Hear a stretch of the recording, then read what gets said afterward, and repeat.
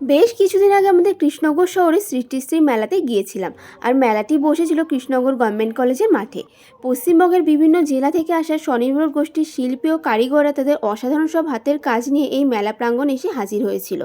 মেলায় নানান রকমের আকর্ষণীয় জিনিস ছিল, যেমন মাটির পুতুল থেকে শুরু করে বাঁশ, পাট ও বেতের তৈরি ঘর সাজানোর নানান শৌখিন জিনিস। এছাড়াও নানান রকমের জুয়েলারি শপও ছিল।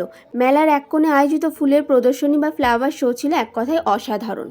চন্দ্রমল্লিকা, গোলাপ, গাঁদা, ডালিয়া থেকে শুরু করে হরেক রকমের পিটুনিয়া, অ্যান্থোরিয়াম, বোগেনভেলিয়া ও ক্যাকটাসের সংগ্রহ যেন মেলা প্রাঙ্গণে বসন্তের আমেজ নিয়ে এসেছিল। এছাড়াও ঘর সাজানোর হরেক রকমের জিনিসের মেলা বসেছিল। মেলায় ঘুরতে ঘুরতেই ফ্লোর ম্যাটগুলো এত সুন্দর লাগলো, আমি বাড়ির জন্য একটা নিয়ে নিয়েছিলাম। ইনি এসেছিলেন রায়গঞ্জ থেকে।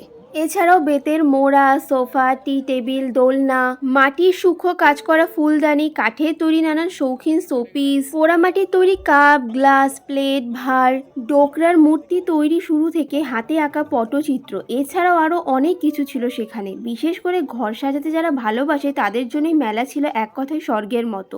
এত সুন্দর সুন্দর জিনিস এসেছিল মেলা প্রাঙ্গণে, বুঝতেই পারছিলাম না যে কোনটা ছেড়ে কোনটা নিই। যাই হোক, আমি বেশি কিছু নিইনি, দুটো মাত্র জিনিস নিয়েছিলাম। মেলায় ঘুরতে ঘুরতে আমি এই দোকানটিতে এসে দাঁড়িয়ে যাই। এত সুন্দরভাবে একতারাটি বাজাচ্ছিল দাদাটা।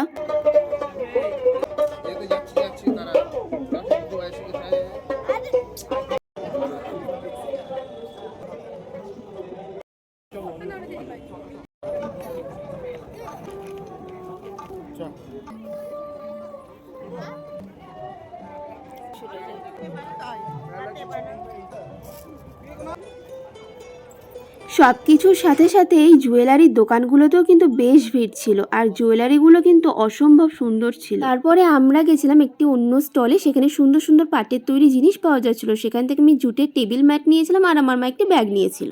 হঠাৎই দেখি আমাদের জিমের দুই সুন্দরী দিদির সাথে দেখা, প্রিয়াঙ্কা দি আর রিমা দি। দিদিদের সাথে একটু গল্প সল্প করে চললাম খাবারের স্টলে। আমাদের কৃষ্ণনগরে কিন্তু নানান স্থানের বিখ্যাত খাবারের স্টলও এসেছিল। তো সেখান থেকে আমরা খেয়েছিলাম ভেজ পকোড়া, পাপড়ি চাট, ভেটকি পকোড়া এবং চিংড়ি পকোড়া। মেলায় গিয়েছি, একটু ভুরিভোজ না করলে হয়? তো যাই হোক, আমরা পকোড়া খেলাম এবং শেষে আসার পথে এক প্লেট মোমো তো খেয়েছি, কারণ মোমো আমার ভীষণ প্রিয়।